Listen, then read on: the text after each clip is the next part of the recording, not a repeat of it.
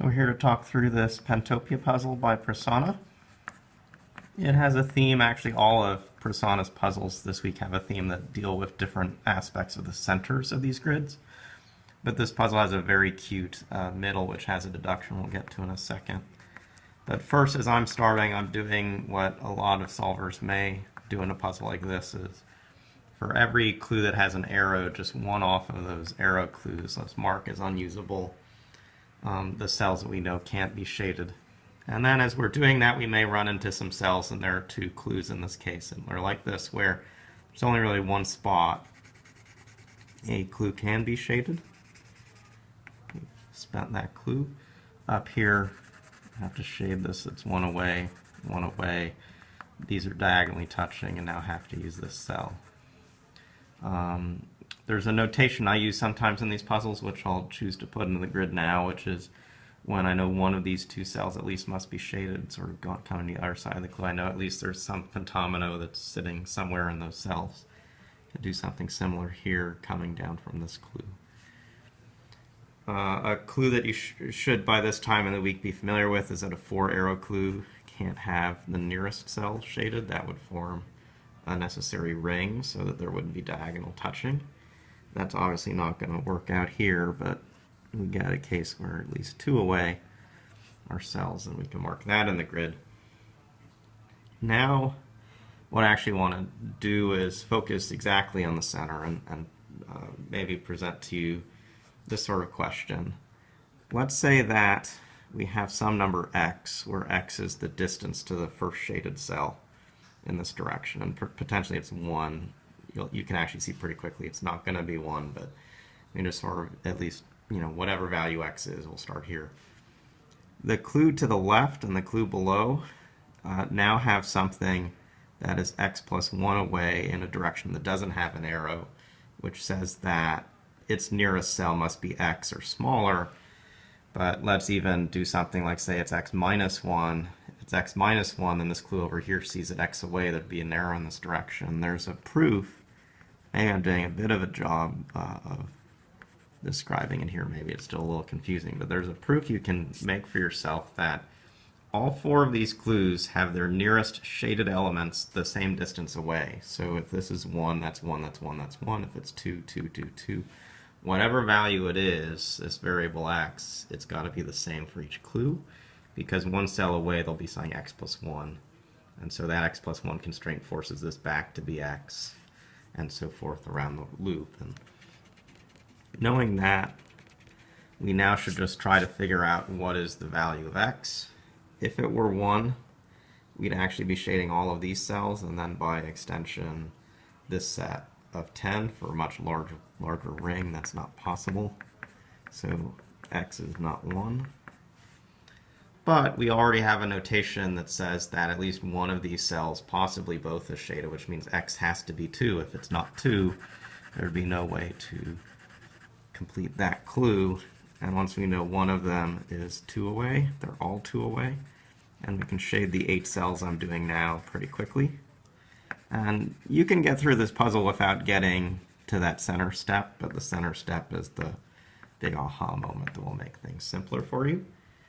Having done that, let's make sure we do bookkeeping around these clues. We have something that's 2 away here, so this clue has to be 1 and 1. It's now spent. We have 2 here, so put 2 around for these. This clue's now spent. We have something 2 away that's not in a direction of an arrow, so this is a 1. This is a 1. That clue's now spent. And we have something 2 away here, so this is a 1. This is a 1, and that clue's now spent. Now we should come back and actually work through, now we have some somewhat large shaded groups, consequences of certain spots. What I often do is focus on the diagonal touching rules. So I have 4 cells shaded here, I have 2 shaded there. That means, for instance, if this cell is shaded, those 4 plus 2 would come together. That's certainly not allowed.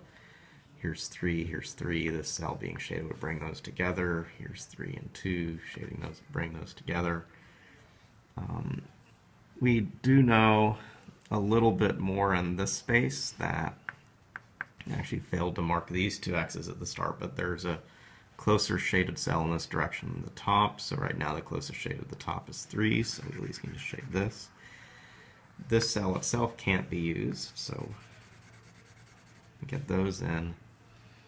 This is part of a pentomino, but it can't come to connect to here. That would require at least 6 cells. So this cell can't be used. It would make those bridge. These two are forced, but this is not usable. That's not usable. We actually crowd the bottom of the grid to force the P pentomino. We now have this cell we can continue from, or actually I'll start here first, 2 away. This clue is 1 away for the nearest cell, so we finish out an I. This shaded cell has to extend out of this region, so it's going to use at least this cell and this cell. These are now diagonally connected, and through the clue set us for a W shape. Spent that clue now. We should come up to the center and deal with this area. This cell has to be used. And now the question you should ask yourself is, can this 1 and this 3 be connected? Those would form an N. Right now in the grid, an N's okay. But if we did form an N, we'd strand 4 cells up here that are unused so far. At least 1 is part of a pentomino. Pentominoes need to be 5 cells shaded, and so 4 is not enough room. And so if this cell is used, there's not a potential way to fill out the top of this grid, so that can't be used at all. We shade this up here. We now have 4 cells touching a clue of this sort. That actually means to finish out pentominoes, it comes to the left and to the right. That's one of the reasons I like this notation, is I at least know where things are going to go. So we finish an L and a T. This area will extend at least 1 more to the left. This is going to encounter a cell first in this direction and that direction. So for instance, if we used all the cells from the top and made a U pentomino here, this would now be 2 away there, but at least 3 away for something down. So we can't make a U. We can make this U's, so we've spent that clue. There's a clue here that's not spent yet, but it's actually pretty hard to use. The clue that looks most critical is over here, so let's start with this. Again, a situation like a 3-arrow clue, if you're 1 away, you will always form a U pentomino right around that shape. That would strand a triomino set there, so we know it's not 1 away. It's at least 2 away, and it could be 3 away. So we've got 2 choices from up here, so we'll get 2 choices there and 2 choices there. The critical one, like this, is going to connect to these shaded cells. This is parters already, this shaded cell. This one needs to be part of a pentomino. It's not going to be escaping to the top, so it's going to be connected to these 3 cells. And if that's a connected shape, it can't be this cell because that's going to require 6 total. So it must use this one, and it must come straight across to most efficiently make a pentomino. Makes an N. We now have solved this is 3 away. And we're now at the end stage of a puzzle like this where we're just going to not repeat shapes. This could be an L or a Y, but the L's already in the grid, so it's this Y. This only has 1 choice left, which is make a V. And where we're left to work is in this space. At the start, it could be any pentomino. It's in a 3x3 space, but if it were in a 3x3, it would be making a V or a T. This would also be a V. You'll see the T is here, the V is there, so this is actually a pentomino that's in the 2x3 space. There are 2 such choices. There's a P, which is in the grid, or the U.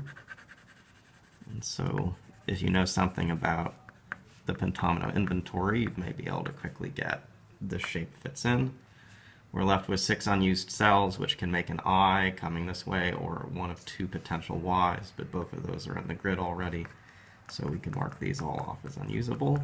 And we finish this somewhat challenging, but definitely interesting Pentopia puzzle, which has as its highlight those center clues and how they work together to get those H-shaded cells pretty quickly. Hope you learned something from this walkthrough and something that may be useful with pentomino puzzles down the road. We'll see you again soon.